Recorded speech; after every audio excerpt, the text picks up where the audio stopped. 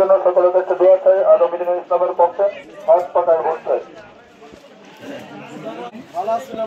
আসসালামু আলাইকুম সম্মানিত এলাকাবাসী, ব্যবসায়ী ভাই বন্ধুগণ, আপনারা সকলে অবগত আছেন ইসলামী আন্দোলন বাংলাদেশ পীর সাহেব চরমনায় মনোনীত নেত্রকোনা 2 সদর বারহাট্টা আসনের সংসদ আসনে আমাদের ইসলামী আন্দোলন মনোনীত নেত্রকোনা সিংহ পুরস্কৃত আল্লামা আব্দুল কাইয়ুম সাহেব আপনাদের কাছে সকলের কাছে দোয়া চাই।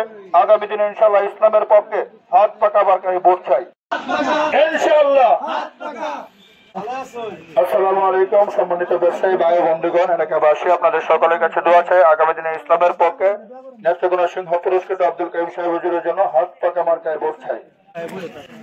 আসসালামু আলাইকুম সম্মানিত ভাই বন্ধুগণ, ইসলামী আন্দোলন বাংলাদেশ পীর সাহেব চরমনায় মনোনীত আগামী দিনে নেত্রকোনা 2 সদর বারহাট্টা আসনের নেত্রকোনা সিংহ পুরুষ আল্লামা আব্দুল কাইয়ুম সাহেব আপনাদের সকলের কাছে ভোট চাই।